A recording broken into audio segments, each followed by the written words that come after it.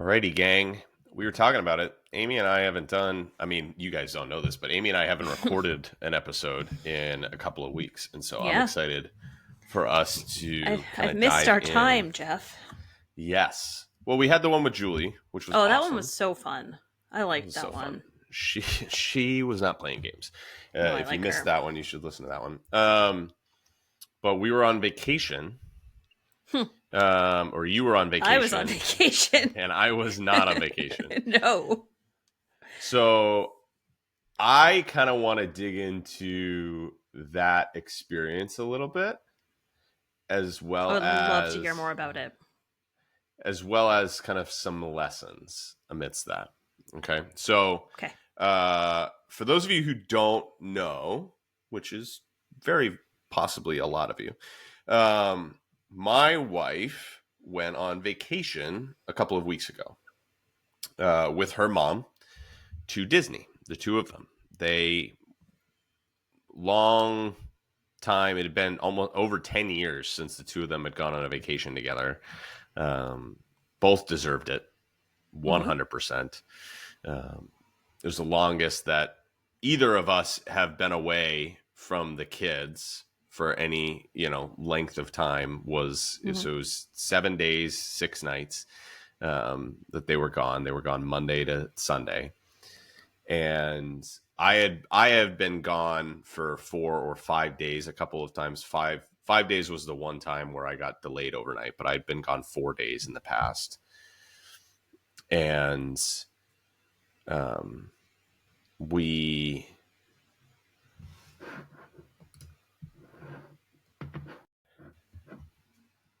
so I had done a few of those trips, and she had done a couple short, like kind of weekend things, and we'd gotten away for a weekend or two. But we haven't gone away for more than a few days from the Mm-hmm. kids. I don't know at what juncture we will do that. My hope is my in my brain, it's not this summer, but next summer, because All next right. summer will be our 10-year anniversary, Yep. and the twins will be 4.5. Levi will be 6. Mm-hmm. Feels like a Yeah. little bit more doable at that point. Yeah. I think That's what's in my head. M was almost 5 when we left her for a week for the first time. Yes. So I think it's doable. Yeah. I think that with family and everything, we'll be able to pull it off. Yeah.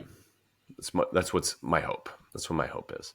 But so they went away, and it was my idea. I was like, "Hey, I want you guys to go in April, like go to Disney and do the thing." Mm-hmm. And I'm pumped that they went.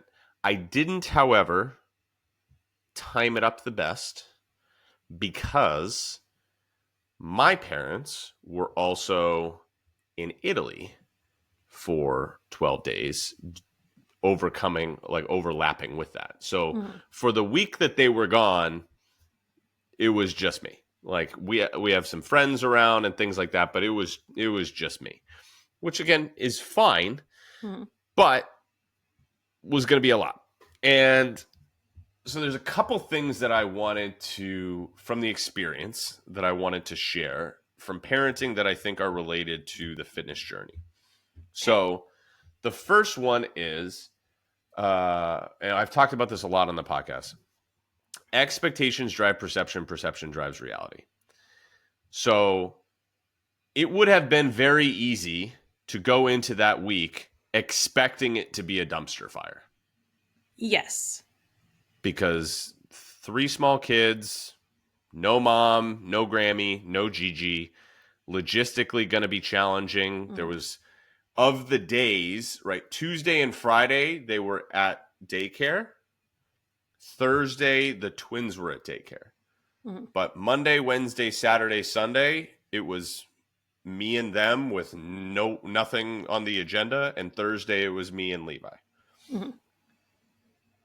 I had work still to do, business to run, Mm-hmm. life to do, and also had to kind of keep the house running. it would have been very easy to go into the week expecting it to be a dumpster fire. Mm-hmm. If I had done that, the week would have been a dumpster fire. Guaranteed. Yep. However, if I went into the week expecting it to be a normal week where I was going to get a normal amount of work done Mm-hmm. and have a normal amount of sleep and do a normal amount of stuff, that also would have been a dumpster fire Mm-hmm. week.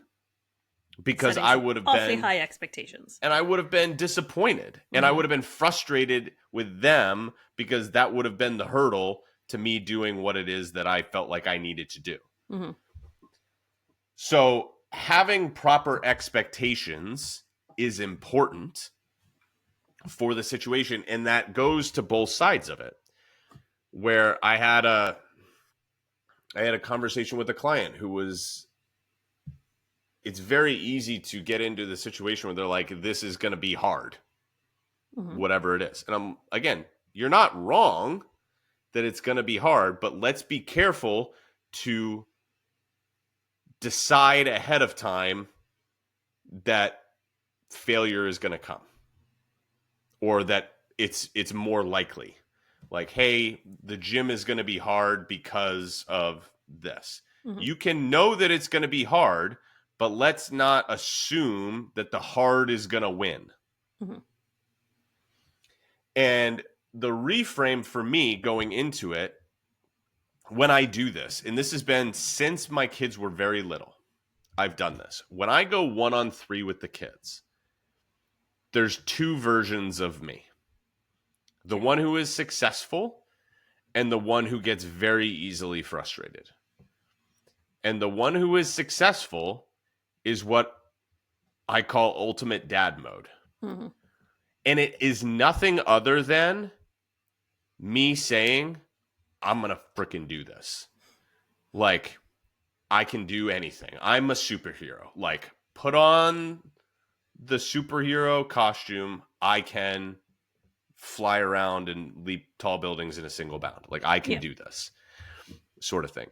And it's still going to be hard, but like there's videos I have of being on like conference calls for my business with a baby strapped to my chest, another one in the Bjorn bouncer, and Levi in his toddler thing with a bunch of Cheerios and just like giving him Cheerios the whole time. And being on this call for an hour trying to learn how to grow my online business. Like that was ultimate dad mode when I was just like, I there's no choice other than to be successful here. Yep. And so versus the dad version of me, and I'll get to this a little bit more, that showed up the following week that is like, I should be able to, like, it shouldn't be like this right now sort of situation where I'm not planning on just, I'm going to be dad right now. Like, I can do it. And that happened the week after they were gone. So everybody asked me like, hey, how did the week go? And the week went fine. Right. I'll go into some of the details of it. There were ups and downs as you would expect, whatever it is. Mm-hmm. But where I lost it was the following week. And this was, again, poor planning by me. This was where I didn't have appropriate expectations. My parents were still gone the week after. Mm-hmm. And normally, scheduling wise, my parents take the twins on Monday. No, Levi on Monday and the twins on Wednesday. So normally I have a full work day on Monday and just Levi with me on Wednesday, and we call it his daddy day. Mm-hmm. And so I was expecting, or like after the week of only being able to work 2 days, I was like, okay, I'll get back to it on Monday. Mm-hmm. But Monday I had Levi at home. And then on Wednesday I had all 3 kids after the week of. And so that Wednesday, with all 3 kids at home, I did not put on my superhero outfit. I was not in ultimate dad mode. I was like, this is dumb. I'm tired and I want to break and I'm feeling overwhelmed and behind. Mm-hmm. And it's not being a dad is dumb. It's that the circumstances and the fact that I'm feel so behind. I feel so overwhelmed, and I'm not in the headspace of being dad, that they did normal stuff and it tripped me up. They did normal 3-year-old and 5-year-old stuff, and I wasn't able to properly handle it.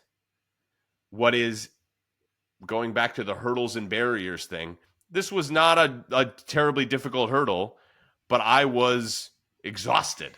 Right. You And didn't have the energy to I didn't hurdle the have, hurdle. my legs were fried, Yep.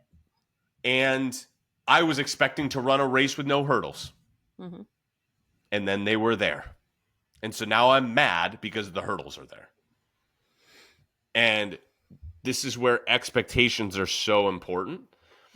Because if I had in my head been like, these 2 weeks are kind of a wash. A wash, right. These 2 weeks are like keep the boat afloat sort of things. I had that expectation for the week of vacation. I did not have that expectation for the following week. And as a result, I was disappointed. And my disappointment led to things that shouldn't have impacted me to the level that they did, impacting me that way.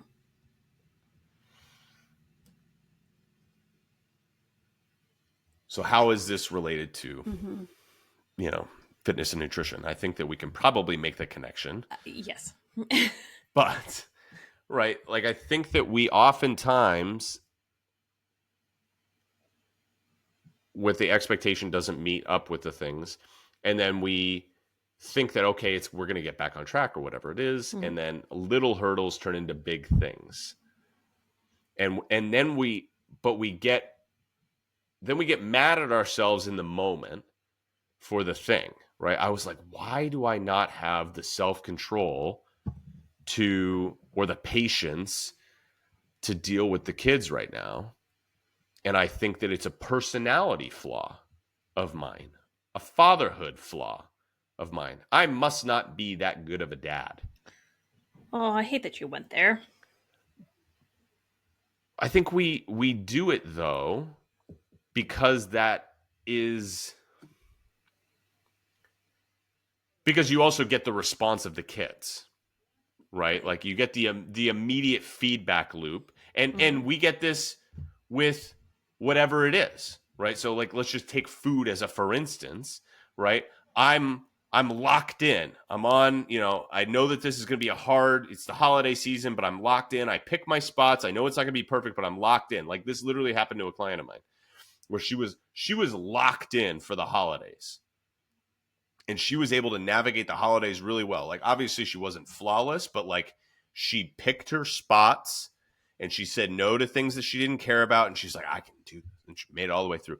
And then it was like 2 days after Christmas, she was like, all right, made it through. And she kind of like took a breath. And then 3 things came up that she wasn't necessarily anticipating. And she didn't have the wherewithal. She didn't have the mental, like, okay, this is coming my way. And so she tripped up more. And then she was like, the scale goes up and she doesn't feel good. She feels bloated and she also feels frustrated with herself. She's like, why can't I have the willpower in the moment? Right. And you get the immediate response of like, oh, I don't feel good, or I feel frustrated with myself, or I feel disappointed, or I feel physically not good, or the scale goes up. You get the immediate feedback. I get the thing of like, I raise my voice to the kids because I've said for the 9th time to put their shoes on. And I'm like, why are we not listening? I don't understand why we're not listening. And a previous version of me would have done 2 things differently. One is probably would have had a little bit more patience, but 2, probably would have executed the asking of the shoes to go on better. But neither of those were done particularly well. And so then I'm there and I'm like, why are we not listening? Like, put your shoes on for the 9th time. Right. Like, we will not go to the library or whatever it is. And then they're like, you're the worst dad ever. And I'm like, you're the worst kid ever. Not really, but like, you get emotionally charged. Yeah, you do. Where because I'm like, like this is, and they're like, you're so mean, and why are you always mean to us? And I'm like, bro, we did so many fun things, and you're just gonna poop all over them, and we can get into the spot where the one bad outweighs all the good, Mm-hmm. and we give more weight to our failures than we celebrate our successes. Mm-hmm. Why do we do that? Because everyone does it, and it's about everything, not just parenting, not just fitness. We do it for everything. Well, we talked about this with Julie too, which is like, hey, we said we thought it was a fear of failure, and Mm-hmm. she said, reframe. I think it's a fear of success because we get into the negative, like, hey, how are you doing? I'm so busy, or I'm tired, or whatever Mm-hmm. it is. Like we have created a cultural narrative where failure is more acceptable. Talking about how rough things are going for you is Yes, more acceptable than saying things are great and here's what's great about it. Because yes. that seems braggy. And we talked about this on one of the episodes that we have more friends who we would call and say that things are hard Yep. than friends that we would call and tell them we won an award. Yep. So I'll say this right now. I don't know if this will probably be public by the time this episode goes live next week, maybe. But like I got asked to, or invited, or I don't know what it is, invited to get sponsored by a supplement brand that I have used for a long time. And I said, I don't know if you probably don't remember this, but like 2 years ago, I kept on getting spammed with like, we love your vibe as a mom influencer, and you Yeah. should promote Yeah. our Yeah. kids clothes sort of Yes. stuff. Yeah. And I was like, I gotta do some inward look if this is this type of stuff that I'm getting with my content. But I also said 2 years ago, I was like, if I ever do promote something, it will be Mm-hmm. something that I already use and already like and I Yeah. believe in. And I said, if anybody, so shooting my shot, if anybody knows somebody from this supplement brand or the energy drinks that you always see me doing, C4 Energy or Nike shoes or Fabletics clothes, or, I was like manifesting. I was like, any of these things, I will 100% take your call, basically. And this was 2 years ago. And I had at the time, 1,000 followers on Instagram, and we were probably at 15 episodes of this podcast, and business was still kind of new-ish. So I was like, I'm just going to shoot my shot. Yeah. But the Yeah. fact that it's they reached out to me, one of the supplement brand reached out to me kind of out of the blue. I was like, that's kind of cool. That's exciting. That's I'm kind very of happy cool. for you. And so I will, once it's official, probably on the next episode, I'll have a discount code for everybody for this supplement company. I'll talk about it on the next episode, most likely. Okay. And I'll say, like, it's not officially sponsored by or anything like that, but I will be sponsored by the supplement brand, which is kind of cool. But again, Very there's cool. not a lot, like, that's a weird thing to say. Mm-hmm. Like, I even had a little bit of a hard time saying, and I practiced it with Megan last night, but it was a little bit of an odd thing for me to say to even Megan, who is my wife, to be like, hey, Mm-hmm. something cool happened today. I got asked, like, I got an offer to be sponsored by this supplement brand. Mm-hmm. Like, it was an odd thing. Like, hey, how was your It day? is. For me to be like, this is a cool thing versus like, today was a dumpster fire. Like, Right. that's even within marriage, it's more acceptable. Well, because sometimes you just need the commiseration. Like Yeah. and they can commiserate with you if it's something bad because they've Mhm. experienced something bad. Mm-hmm. Especially if it's your spouse, they know exactly where you're coming from when you're complaining about parenting or housework or whatever it is, right? I'm going to do a quick moment in here because I don't know if I would ever put this on my social media because I don't know if I want to continue down the rabbit hole of being a parenting personality on social media. But I'll put this right here. Anybody who's listening, when your spouse is gone on a vacation or even for a night away, They don't need to know. Yes. They don't need to know. You want to know No. how, like, Megan asks me every night, how are the kids? The kids are great. The Mm-hmm. kids are great. I'm great. We're doing great. We love you. We miss you, but have a blast. She doesn't need to know that my daughter is crying for mommy at Mm-hmm. night. Because what is that going to make her do and feel? It's just gonna make her feel like junk and not be Does able to enjoy herself. if she goes out for dinner with her girlfriend, does she need to know that bedtime was a dumpster fire? No. No, she doesn't need to know. I don't want to know because I can't do anything about it. So all it's Mm-hmm. going to make me do is feel guilty. Mm-hmm. So when you're gone, and everything's great here. Mm-hmm. Everything is great here, and I'm not going to tell you retroactively that it wasn't great. I might tell you if there's a piece of information that you need to know, Mm-hmm. like, hey, when she came back, Parker had a little bit of a potty training regression. So I was like, hey, just so you know, Parker's been having a little bit of a hard time with the potty and like remembering to go, because she needs to know that Right. and doesn't want to be surprised. Or Right. if like, hey, we tried something new with bedtime because we were having a little bit of a hard time, so we started doing this with bedtime. I'm going to update you on the goings on of the house, Mm-hmm. but I'm not going to tell you that, you know, this happened when, all right, it's just going to make you feel bad, and it's going to Mm-hmm. make you not want to go do the thing that was meant to be a blessing.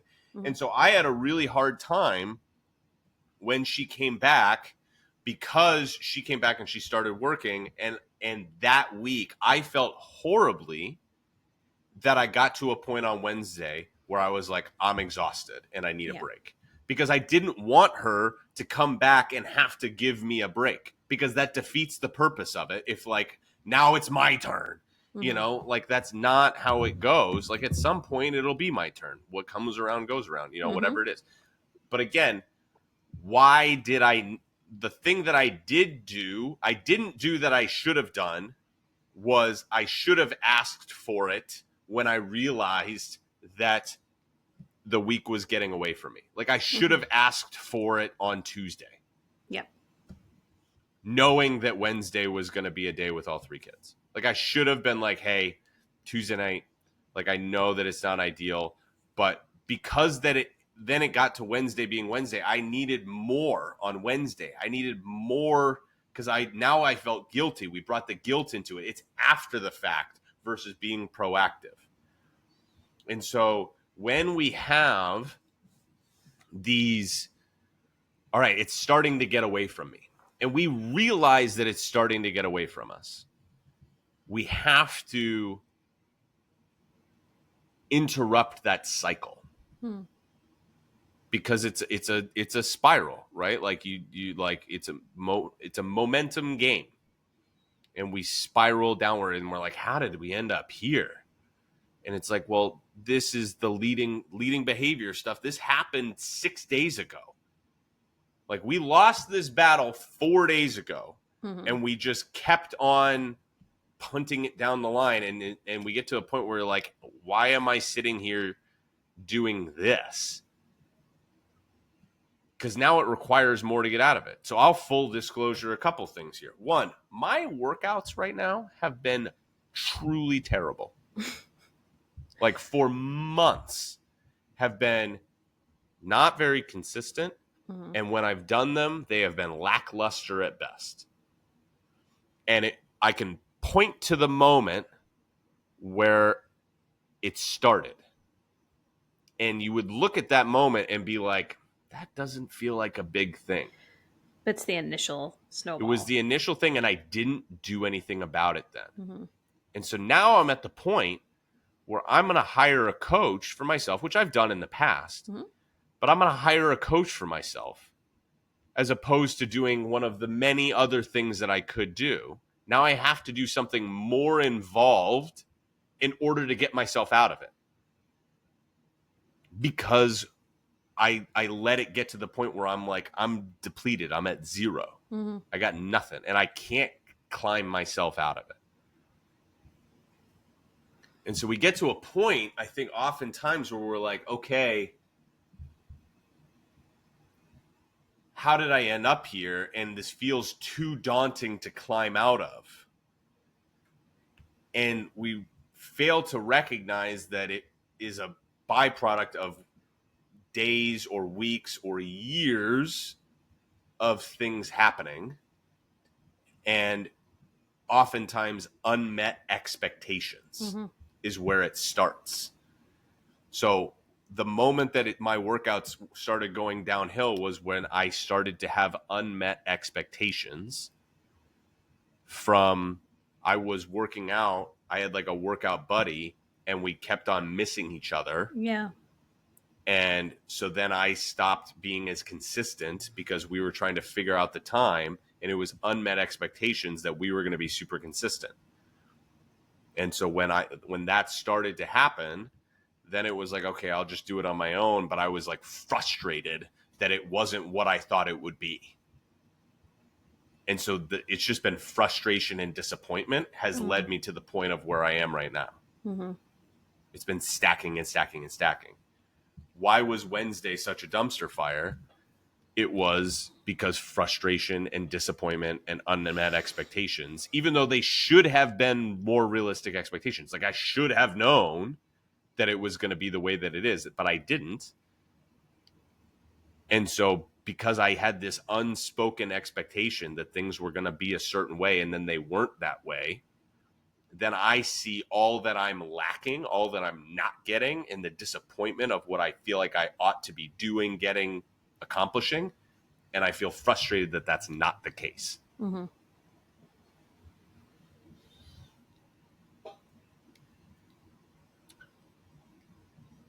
So when we are in this spot, I think we have to have realistic expectations, and there's a middle ground to the realistic expectations, right? Not burying your head in the sand and pretending that it's not going to happen, but also not being overreaching. Once we have realistic expectations, I actually feel like I did the week really, really well. Like, I was very proud of how I did the individual week. I literally put on a shirt on the days that I had one on three with the kids. Like, I had a Top Dad shirt, like Top Gun. I had Dad from Bluey and Bandit. And I was That's like, what okay, you really need to manifest. Well, that's what I was like, I'm gonna crush it today, right? Like, it was like, I'm gonna crush it. I'm gonna go out. I know I'm gonna navigate this well. I was proactive with it because I knew things that I knew were going to be really difficult. What did I know was going to be really difficult? Making food for me and the kids. Yep. So getting out the door in the morning. Oh my God. So getting their clothes all set. So what did I do in the weekend leading up to it? I cooked. I prepped my food, and I didn't prep all of it, but I prepped ingredients. I prepped the protein. The protein was all cooked. And don't tell me you can't eat the same thing every day. Like, if I get that you don't love it, but like, I had chicken for lunch every day. I had salmon for dinner every day. And I literally just cooked a bunch of salmon and I cooked a bunch of chicken. I froze half of it and I pulled it out like 2 days ahead of time or a day ahead of time. And I let it thaw in the fridge and then I heated it up. And so my dinner was set. I woke up at 4:45 every day so that I was able to get everything situated for the day. And the kids' clothes were laid out, and I had my breakfast before they woke up, and lunches were packed, and bags were packed, and everybody, I knew exactly what we were doing. I had a game plan for what we were going to do for the day. All of it was set. With, what was the last thing I said? Oh, the clothes. Folded all the laundry. My clothes, the kids' clothes, it was all folded and put away. I hated it. I know. I hated it. But it was all done. It was all done and folded and put away. Why? Because if I had if I had to sift through the dryer in the morning looking for clean underwear, the day would have been ruined. The day would have been ruined before it started. So this is a setting yourself up for success sort of thing. And I carried that into the following week. I was still well set up for success. with all of those things. We're still carrying it through. I feel good about where our clothes are at, like all of it. We're still carrying it through. The thing that, so you can set yourself up for success, but you can still have unmet expectations. Mm-hmm. It's almost like your expectations were that as the second Meg got back, the week was going Things to would go be back to normal. normal. Things Yeah. would be normal. Even though there were And still variables in play that were different from your normal. and also this is just, that's just folly, because I've also said many times on this podcast there is no such thing as a normal There week. is no normal. But Not when you have three kids under I 5. but again, I had been like geared up for it. I was like, Yeah. it's going to go back to normal. But I think that this is what people can get into, Mm-hmm. right? Which is, one, if I had punted on the week that they were gone Mm-hmm. and been like, this is going to be a rough week. Let me Just going to do just, takeout pizza every we'll night. just do takeout. We'll just do whatever. Yeah. And I'll get back to it when they're back. Mm-hmm. That doesn't happen. Yep. Because they came back and it was like the week where my parents were gone. They came back, like, and we also had my parents' dog for 3 of those days when they came back, like in the middle of that. So Megan came back on Sunday. I picked up my parents' dog Tuesday morning from my cousin who had been watching her, but she was leaving. So we had my parents' dog to add into the chaos. They came back on Thursday, but then it was like Mother's Day and I was doing something for my business. And it was like, it's never going to be easy. Mm-hmm. It's never going to be easy. And this week, it's not like this week was a normal week, because I tried to take yesterday off, but then I couldn't take all of yesterday off. It's like, there's never going to be a normal week. Mm-hmm. And so if I punt on a week, like, oh, it'll get back, I'll wait on this until whatever, Mm-hmm. you're never going to start. It so perfectly ties into fitness. Yes. It's almost like you thought about it. Mm-hmm. It's weird. That's all I do is think about this. But like, there's never going to be a good time. Mm-hmm. There's never going to be a good time. I have, with my business, like,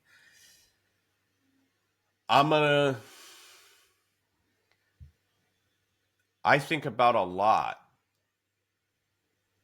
When am I going to, do XYZ? Like, you would think that, so Megan is leaving teaching at the end of the year, and it's like, okay, cool.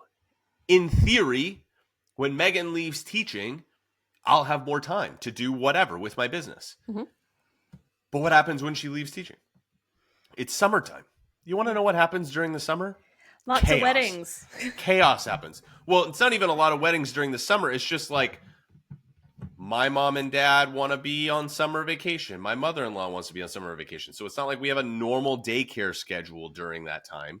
And I'm not going to just be sitting down here working while she's momming the 3 kids upstairs all the time. Like, I'll do some of that, but I don't want to do that all the time. And then the fall, it's going to be different than previous falls when she's teaching and doing busy season, but she's still going to be busy. So it's not like she's just going to be able to cover everything that comes up. Mm-hmm.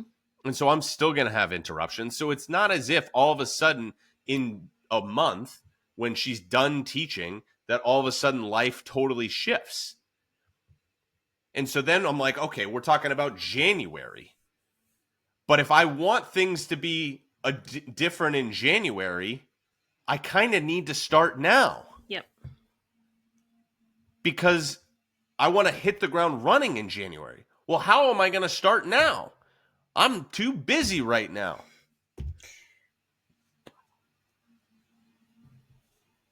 Doesn't mean that you can't. If it's important enough to you, you find a way to make it work. Mm-hmm. And that doesn't mean that it's, and this was the eye-opening thing. And I'm saying this, I say that from this perspective.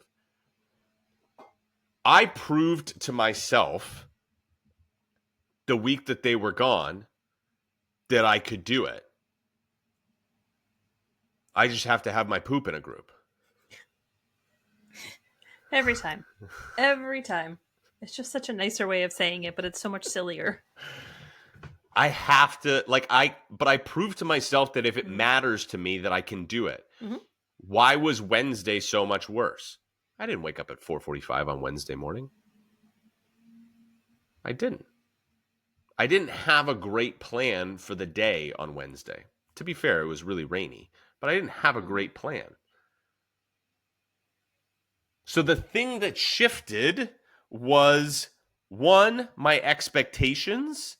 And because my expectations were different, I didn't do what I did when I had appropriate expectations. I didn't set myself up for the same level of success that I could have if I had just the wherewithal to do it. And so I showed that I had the capability of doing it. And that doesn't mean that I don't need a break. Doesn't mean any of that. Like I probably could have used a break on Tuesday evening if I had asked for it. And if I had asked for it, I would have gotten it. But I tried to be the hero. And I'm not a superhero, so we need to ask for help. But if I had had appropriate expectations and I gone into it with my eyes open, I probably would have had a better Wednesday. Definitely. Because I had the capability of doing it. Tomorrow, Megan has her first, it's not a wedding, but it's a mitzvah. So it's like it's wedding-esque. Like it's several hours. Yes. It's all day. It's a whole thing, right? And so it's the first of the year. And the day is going to be determined today. With how much she preps for it? How much I prep for it. How my day is with the kids is going to be determined by how much I am prepped mentally, emotionally, and physically for tomorrow. Because if when she leaves, I go, all right, what are we going to do now? We're screwed. We're screwed. I've said this before, I think, on the podcast, but I'll say it again because I think it's worth saying again. When I coached football, I knew whether or not we were going to win or lose the game most likely ahead of time and within a couple of plays. Because I played the game ahead of time as a coordinator. I was playing chess, right? I think they're going to do this. So this is expectations, right? I think they're going to do this. If they do this, we're going to do this. If they counter what we're going to do with this, we're going to do that. If they counter it with this, we're going to do that. And then what's my counter to that? And then one more time. And so I knew, and I had a couple of different options, but if they showed up with something, I was like, didn't expect that. Like I didn't, like it, unmet expectations, whatever it was. If I hadn't thought it through, they probably beat us. That doesn't mean that I can't think on my feet and every now and then we can do it. Like you can just muscle your way through. But for the most part, because sometimes we're just better than them. We're just better than them. And sometimes I could have all the plan in the world and the other team would just be better than us and we would lose. Like there was a game that I remember was the best coach game that I've ever done in my life. And we lost by 4 touchdowns. Ooh. Because the other team was so much better than us. And we would have needed everything to go flawlessly in order for us to win. And I literally wrote out, I'm like, these are our 7 touchdowns. I knew we were going to need 7 touchdowns in order to win because our defense was never going to be able to stop them. I was like, these are our 7 touchdown plays. I have no other ways of getting touchdowns besides these 7 plays because we're not going to be able to move the ball. But we can get 7 touchdowns with this. If we don't get all 7, we're going to lose. And it was like, that was the margin of error, but that was the nature of it. And so when we didn't get it we went 2 for our first 4. I was like, all right, we lost the game. Now we ended up 4 out of 7, but they got 6 touchdowns and we lost. Yeah. Like, it was just like, I knew we had to be perfect and the margin was so thin, but the expectations drove it and played the game ahead of time. And so I'm looking at tonight. I'm going to look at the weather. I'm going to look at what's going on. I'm going to see who's around. Mm-hmm. Hey, can we Book have some any play dates. visitors? Book a Yeah. play date, have some visitors, go for a walk at my parent. Like, I'm going to have a plan, because if it's just the three of us at our house trying to figure it out, it's not going to go well.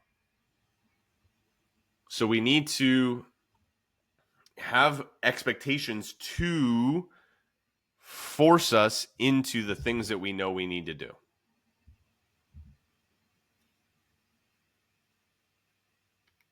And then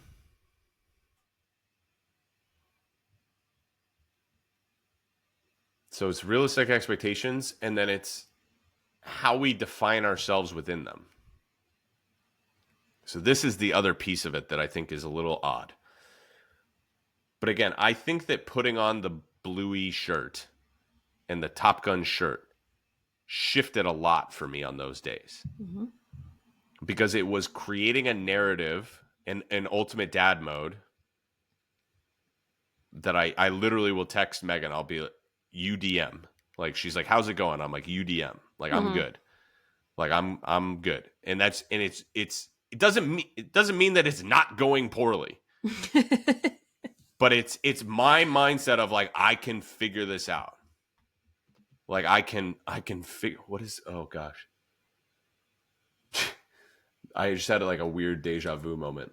I'm gonna say it because it's totally off things, but I feel like you watched How I Met Your Mother, right? Yeah.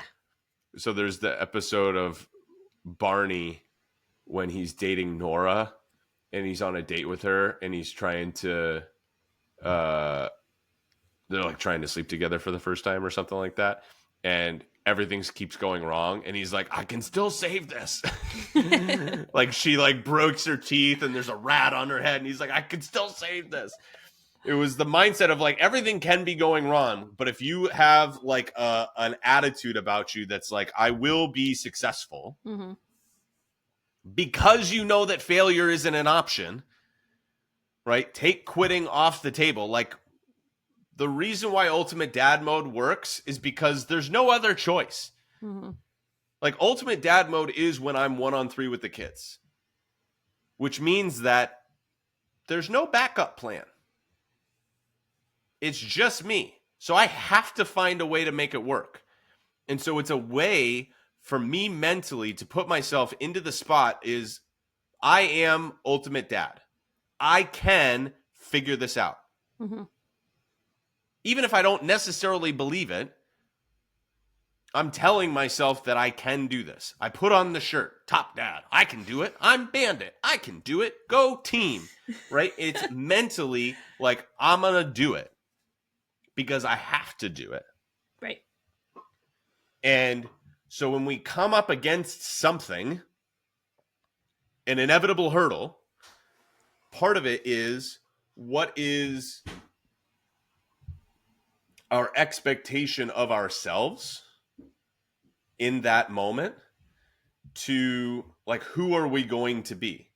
Because again, if I expect failure, I will fail. If I expect failure, I will fail.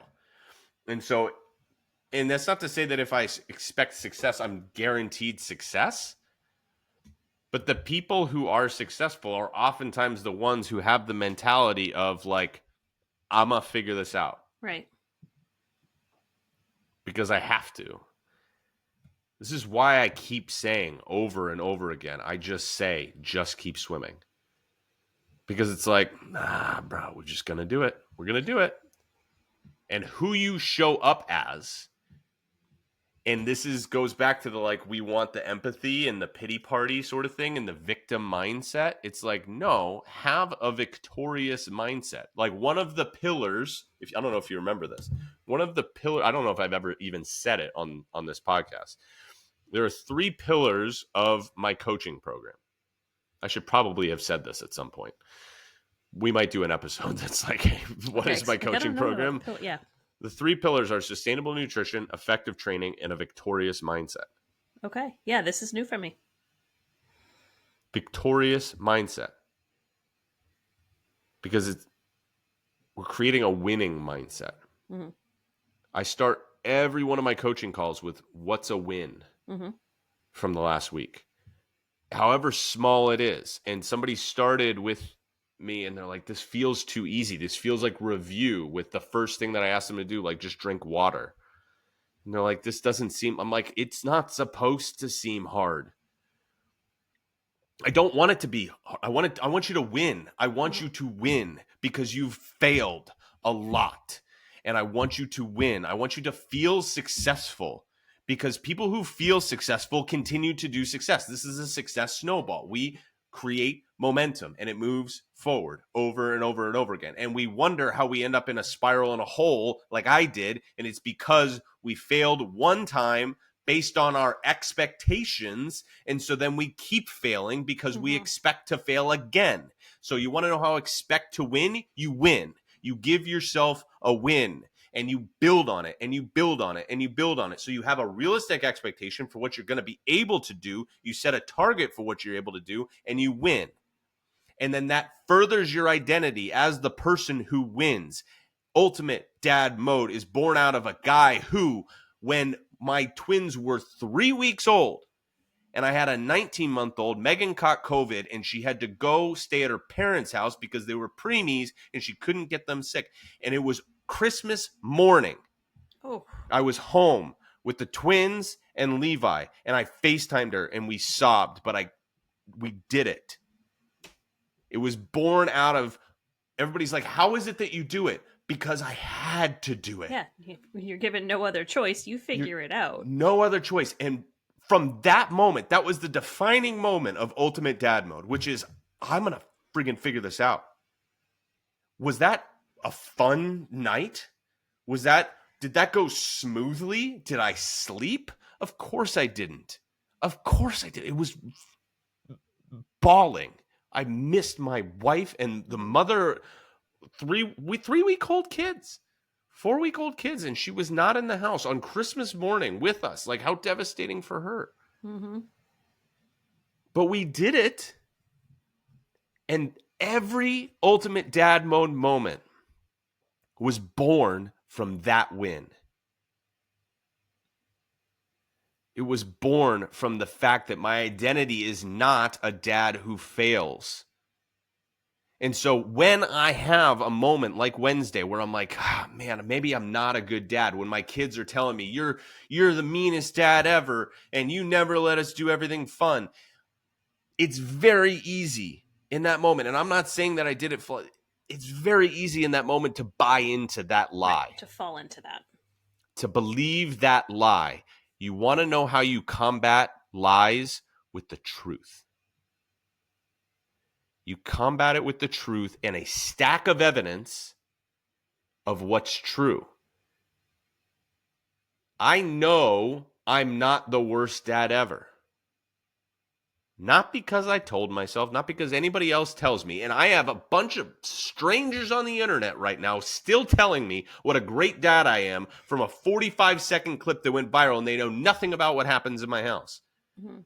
That doesn't make me feel like a good dad at all. Not at all. I know that I'm at least doing my best because I've done it over and over and over again. And I've failed and I've tried again. But we have a mindset about who am I going to be? And that mindset is not manifested. It's not saying the affirmations in the mirror, the Hormozy quote. Self-confidence is not about shouting affirmations in the mirror. It's about having a stack of evidence that you are who you say you are and that you do what you said you're going to do. You keep the promises you made to yourself. And so you have to have, how you get that stack of evidence is having realistic expectations for what you're capable of doing in this moment. And then setting a target and accomplishing it. Mm-hmm. And it should feel easy. It should feel easy.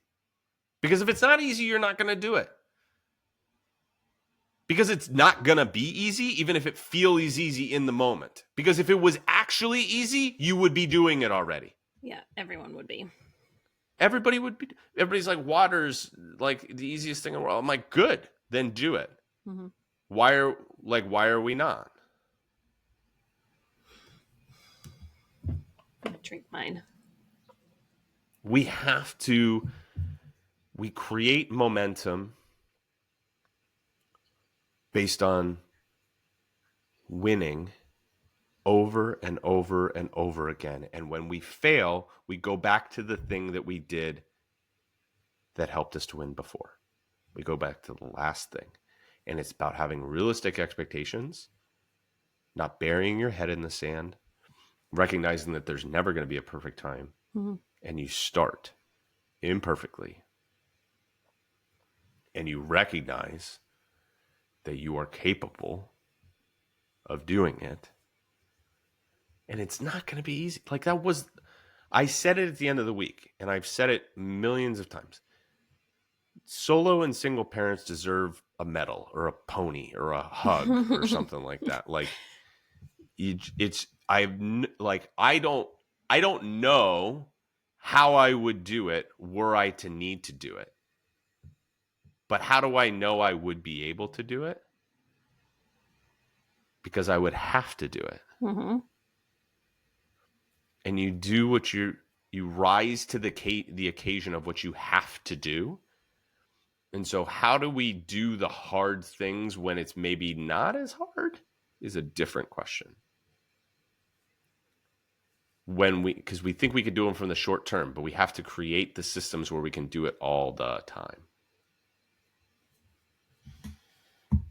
I don't know if I landed that plane, but I think so. that was what was in my head. Sometimes you just need to get it out. Make room for new stuff. Yeah. I should probably do an episode on what my coaching program is. I think it would be a good idea. I mean, because you did the one where you coached me. You had an intake call. Yeah. Might not be bad to then be like, beyond that, here's what it's like. This is what it looks like. Yeah. Probably not the worst idea in the world. And I have I told Amy about it. I have an idea for the next couple of episodes as well that we'll probably do. So I'm excited for that. Me too. But appreciate y'all listening. Like, rate, subscribe, all of the things. We're coming up on, I think this is going to be episode 97. So we're coming up on episode 100 very soon. And I don't know. Do we need to have like t-shirts made or like I don't know. Those glasses that were like the New Year's glasses? 100, just say 100. Anybody who has any particular ideas for the 100th episode would love to hear them. This will come out soon enough for me to be able to maybe make something with it. This one will. So it's like the 100 days. You were a high school teacher, so you didn't ever have to deal with that. But the 100th day of school, the kids would do 100-day projects. Yeah. So a kid wore 100 articles of clothing, or would bring in 100 pieces of pasta on a necklace. Yeah. That's what I'll make a pasta necklace. Well, I've done in the past, like I did my 25, I forget what it was. Like I did like 50 lessons of something. I like the countdown things, but I think 100 is a lot. I think 100's a lot. I don't think that I will do 100. So I do want to make the 100th episode special. I have a couple of ideas, but anybody who has any ideas would love to hear from you. Something that you might. I plan on wearing my prom dress because it's formal. It's a formal occasion. It's a formal occasion. Yeah, I'll just wear a suit. I won't wear my farmer overalls. I've been outside all day. So there you go. All right, gang. We'll talk to you soon. All right.